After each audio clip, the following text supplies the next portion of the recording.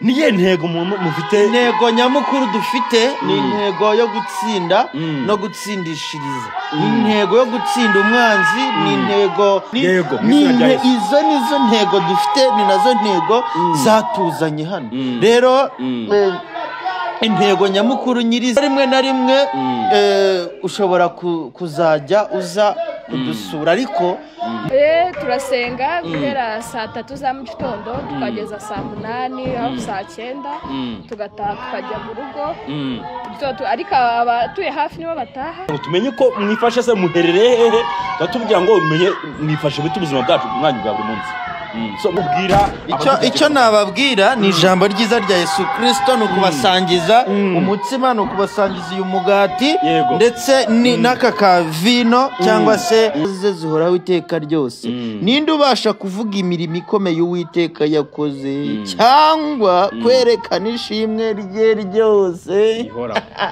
amen nta n'umwe uretse uw'Imana yakoreye bitanga hirwa abitondera ibitunganye hahirwa ukora ibyo gukiranuka iminsi yose Yesu nashimwe cyane uwo nguwo ni uhirwa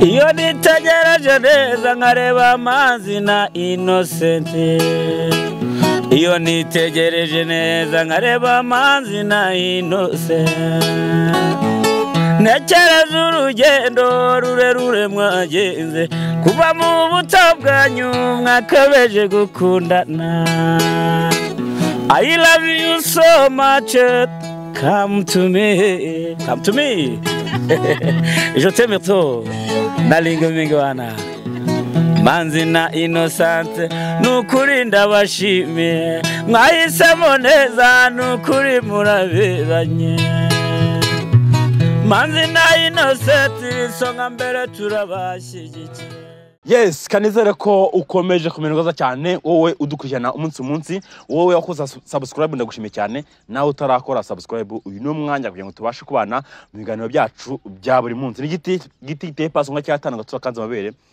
shambure byabuze mufuta y'abademo cyangwa se gahanga kananiye abagugura uyu munsi navuze ngo nukwambara imituku hose na mikoro mfite n'umutuku ayibonye ni ibintu by'imituku byose so uko bimeze rero kamvinye imbere y'imodoka bataza kumpa mama hanyuma rero komeza rero ikintu gitumye mba ndi hano n'ikingiki hano iki gipangu muri kubona cy'umutuku gihari wajya nahuje nabyo koko neza uko ikintu gipangu cy'umutuku barimo barasengeramo nta bandi bari gusengamo ni umuryango wa Innocent nkuko mu minsi yashize muziko twavuyeyo turi kuganira bari kutubwira bati tuye kumara igihe mu masengesho mwamazi minshi butababona ariko tuye kubagwa gitumo tubasange aho bari gusengera hariya mu rugo rw'ahantu kuko abasenga bafata umwanya bakavuga ati dufate urugo rwa runaka tubeyo turi gusenga twiragize Imana igira ibyo dufasha muri no minsi nkuko bari badutangarije rero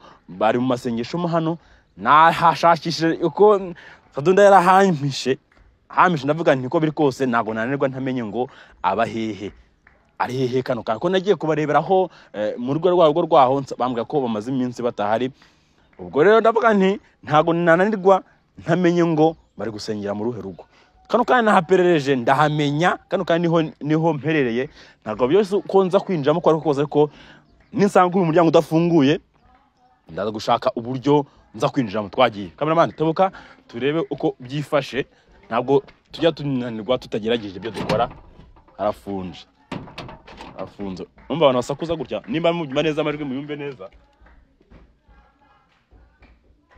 amajwi bavuga ngo tamba so uko biri kose ngiye gushaka ubwo nsimbuka hano nshaka ubyo mfungura cameraman yinjire ubwo nta kuntu nyine tugomba gukora ibyo dukora kora ngo yene neza aho ni hagufiya ntago hananiwe kuhinjira ngiye kurangiramo imbere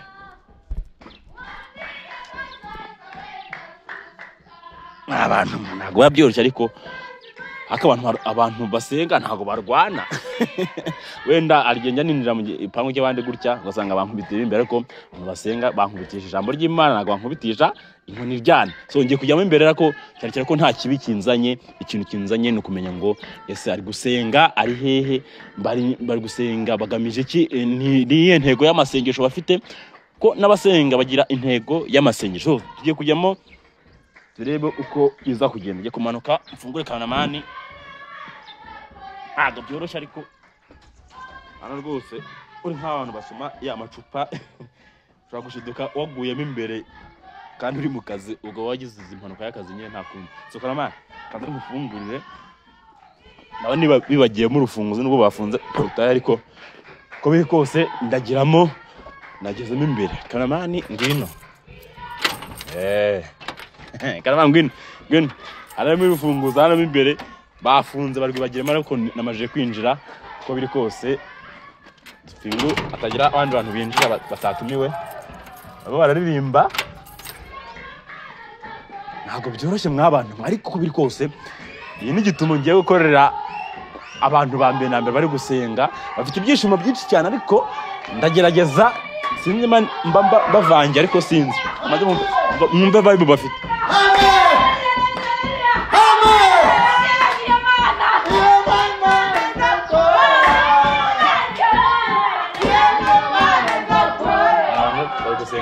Meze nkaho mbona hari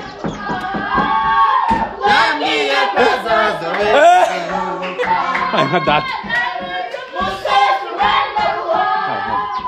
Imana ishimwe. Sadu Yesu nashimwe. Yesu nashimwe cyane. Cyo ni cyunzwe cyangwa turaho turashima Imana. Maze iminsi gahe muri gusenga mbese mutese ni sawa turaho turashima Imana twavuze ko akatuhagere tubarebe aho muri gusenga bya byose mu mavuta nataya ntabwo byoroshye. Meze bitese ntabwo biba byoroshye. Meze neza turashima Imana. Nashakishije ahantu muri ndaheba ngeze hariya aho mwabaga naho banga kumbwira ngo muri he ako nashakishije ndavuga ngomba kumenya ahantu gusengera pe. Banga ko mamaze iminsi muri gusenga ariko sinzi yariyo ariko nagira ngo nze tuganire gatoya.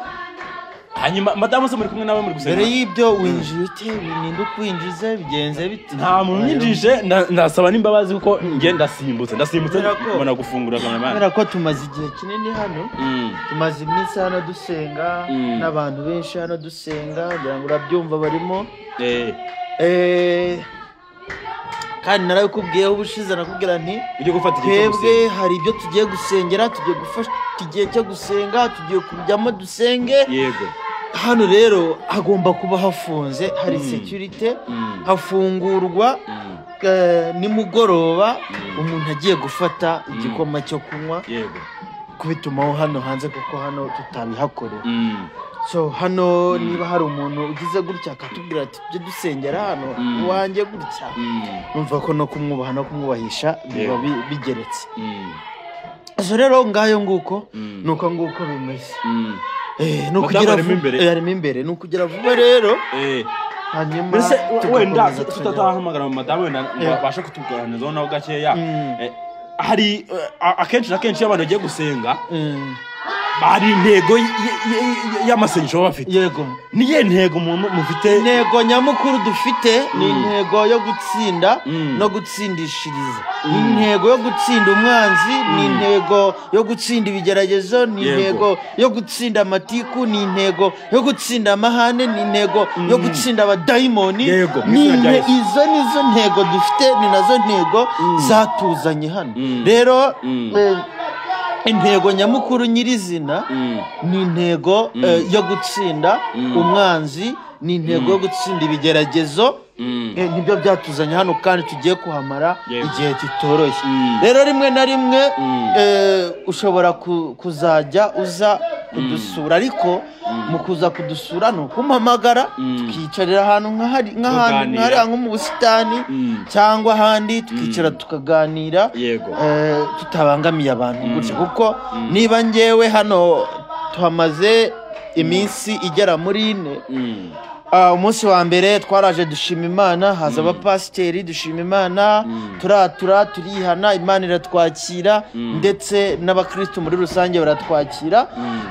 Umunsi wa kabiri turasirimba, turahamya, turasenga, babonye uko ufite amavuta n'imbaraga. Umunsi wa gatatu ari wo wejo bahita bantorera kuba umwigisha uri umwigisha hano, umwigisha ubutumwa bwiza, umwigisha sindi pasiteri, sindi umuhanuzi profete, sindi iki, ndi umwigisha, bigisha hano ivugabutumwa.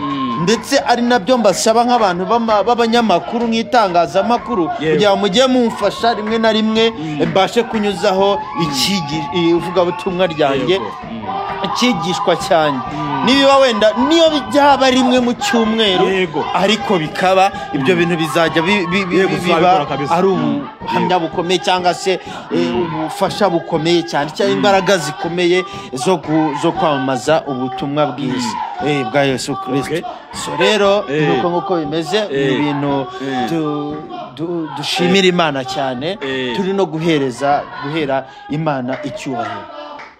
So dusoza nagira ngo unsabire madamu aze nawe tumuramutseho gatoya, niba bishoboka. Niwe wari uri gukoma ingoma ariko ntakerekana. So nkuko mubibona turicyari hano aho Sadunda n'umugore we n'umuryango wese n'abandi bari gufatanya gusenga. Ntabwo twakwinjira imbere nkuko twinjiye dusimbutse urugo, twatubangamiye abarimo imbere, ariko ko biri kose twashaka turamubonye, turakomanze, tubona niwe usohotse afite Bibiliya, ariko turavuga tuti reka duhamagaze madamu wiwe turebe ko ashobora kutugeraho. Karebye arumva ko bafite vibe iri hejuru cyane, twebwe nk'abantu tuba tutabizi neza tuvuga vibe ariko meze neza. Bravo. Ntahimbaza. Muze dusenge. Turahageze. Ibyaha byanyu niyo misa turayikuraho mu izina rya Yesu. Muze dusenge. Umeze neza? Turashimira. Meze nk'umuntu unaniwe cyane wari gukoma ingoma. Okay, turi kubyina, turi mu mwanya wo guhimbaza Imana. Guhimbaza Imana. Asa ubundi mugira ibyiciro bingahe naho ku umunsi bawubatse gute? Turasenga guhera saa 3 za mu gitondo tukageza saa 8 aho saa 9 tugataha tukajya mu rugo. Ariko abatuye hafi nibo bataha. Nkamwe ntabwo mutaha kuko nasize kubashaka nkababura. Nta perejwe bwo namenye ngo muri hano. Tuba hano. Mu gihe amasengesho narangira tuzataha. Okay. Imana ishimwe. So rero ntago turi hano kugira ngo tubicishe amasengesho, kugira ngo tumenye ko mwifashe se muherereye hehe, tatubwira ngo umenye mwifashe bitu ubuzima bwacu umwanya bwa buri munsi. So tubahereje umwanya musubire mara nta kibazo. Murakoze ariko namwe naga byaba byiza musubiye kandi turaza nta kibazo. Mwaza namwe mugakoramo muze muvome n'ukuri kandi umutima w'ubugingo cyane mukugiye utahageze. Ndaza pe kuri ko Imana uzabibazo. Yego. Hanyuma Sadunda dusoza gira icyo ubwira. Icyo nababwira ni ijambo ryiza rya Yesu Kristo, no kubasangiza umutsima, no kubasangiza uyu mugati ndetse n'aka kavino cyangwa se nari ngiye kuvuga kakana ka cyuya. Turabasangiza akavino ka Yesu Kristo, nabo bakira ijambo ry'Imana ndetse bakira ijambo ko Yesu agira imbabazi. Imana igira imbabazi, Imana ifite ubushobozi, Imana ifite buri kimwe. Ku Mana nta na kimwe twabuze. Niyo mpamvu ngiye kuba rino jambo ndi gukunda kwigisha cyane, kubera ibyo nanyuzemo, kubera ibyo ariko kubinyuramo atari nge, ahubwo nanyurishijwemo n'abagizi ba nabi n'ibikorwa bibi cyane. Abantu sinabona uko bisobanura, ibyinshi murabizi cyane ko iyo nge ndi kubwiriza, iyo ndi kwigisha, iyo ndi benshi bibakora ku mutima, benshi hari ikintu cyumvikana, mbese sinzi ukuntu nabivuga. Gusa ijambo riraboneka muri Zaburi 106. Nge sinzi impamvu ushobora kumbaza uti ukunda Zaburi ndamukunda. Impamvu nkunda uyu mugabo Zaburi nuko Zaburi ibyo yavuze byose ni ibintu bigaruka, ni ibintu biriho tugenda duhura nabyo uyu munsi. Ndabansoma umutwe w'amagambo uvuga ngo haleluya, ukangarukamo ngo amen. Nukuri ndasoma umurongo wa mbere, nsome uwa kabiri, nsome n'uwa gatatu. Ayo ngaya abahagije kuba umuntu yakumva uwo ari we, kuba umuntu yakumva umutima we, kuba mbese sinzi reka ndibahe mu izina rya Yesu nimushimire Uwiteka yuko ari mwiza nimushimire Uwiteka yuko ari mwiza kuko imbabazi ze zihoraho iteka ryose Yesu yarahabaye mana yarahabaye warahabaye mana warahabaye cyagiye warahabaye mana warahabaye cyagihe warahabaye mana warahabaye cyagihe mu gihe wari mu bibabaro mu gihe wari mu gahinda yarahabaye nukuri ndababwiza yuko Imana yambaye hafi kugezana n'izisa niyo mpamvu vuga gukomera kwayo nimushimire Uwiteka yuko ari mwiza kuko imbabazi ze zihoraho iteka ryose ninde ubasha kuvuga imirimo ikomeye Uwiteka yakoze cyangwa kwerekana ishimwe rye ryose amen nta n'umwe uretse uw'Imana yakoreye bitanga yego nta n'umwe wabasha kubivuga ajigatiye igicupa cya Primus nta n'umwe wabasha kubivuga ajigatiye igicupa cya Mitsingi nta n'umwe wabasha kubivuga ari gutekereza kungirira nta n'umwe wabasha kubivuga ari gutekereza gukora imirimo mibi ibikorwa ibi n'ibikorwa biteye isoni yego hahirwa abitondera ibitunganye hahirwa ukora ibyo gukiranuka iminsi yose Yesu nashimwe cyane uwo nguwo ni uhirwa nta wabasha kuvuga imbaraga nta wabasha kuvuga ubushobozi nta wabasha kuvuga imirimo Imana yakoze uretse uwo bagiriye nabi uretse uw'Imana yahinduye ikavana mu mbata y'ibyaha ikamugeza hahirwa ubasha gukurikira gukora ibitunganye niwe uzarabwa ubwami bwo mu ijuru amen hahirwa ninde wabasha kuvuga Yesu ashimwe cyane ninde wabasha kuvuga nk'ikonde ninde wabasha kuvuga nk'ibyuma ninde wabasha kuvuga imirimo Imana ikora ntawe uretse Sadunda wavuye mu butinganyi uretse Sadunda wahinduwe akava mu bisheke akambara ikoti uretse Sadunda uwagarutse mu muryango bakaba abana n'umuryango bishe amen uretse Sadunda bahagurukije hano bakamujyana amara wakagenda kuvurwa uburozi bugakira kubera Imana bwamara gukira akagaruka akavuga Imana yego kubw'Imana so Sadunda katugusezere iryo niryo jambo nababwira nicyo kintu nababwira abakristo bavandimwe nshuti zanjye nshuti z'umusaraba nshuti z'Imana mujye muza hano dusenga murakoze cyane so Sadunda kwa turi kuganira atuganiriye byinshi cyane atubwira ijambo ry'Imana nyamuneka uko biri kose wowe aho uherereye hose ushobora kuba hari icyo uvanye mu cyo avuze ibyo avuze byose nizera ko ushobora kuvanamo irizima mu byo ukenereye muri make ushobora gukuramo icyo ukeneye mu byo ukeneye muri make urumva bari gusenga bamaze igihe bari gusenga nababwiye nkuko natangiye ntago naninze aho bari kano kanya ako napeje navuga nti barahanga baje nsanga arafunze nsibuka igipangu ndinjira so kano kanya rero ibyo babwiye mwabyumvishe buri kintu cyose kiye kibabera isomo rya buri munsi umunsi ku munsi nta kintu kiba kitafite impamvu nta gihe umuntu adashobora kuba ari mu byaha ibyo byaha urimo ese kucyo birimo ese birashobora ko ari bivamo ntago ndi pastor ngo babwirize ijambo ry'Imana ariko ndi kubabwira iby'ukuri mbonesha amaso yanjye ndi hano kugira bibereke kano kanya yarakijijwe ameze neza so Imana ikomeze kubarinda dushaka natwe nabo twava no tudasenze nyamuneka kamera banaza kunyemerera nazo kuri kamera natwe twinjire mu hano dusenge kuko ushobora gusanga n'abahanuzi aho tubahanurirwa asanga ibintu bigenze neza ibintu Imana iducirinze so Imana ibarinde bigana byacu byo nakagaruka Imana ibarinde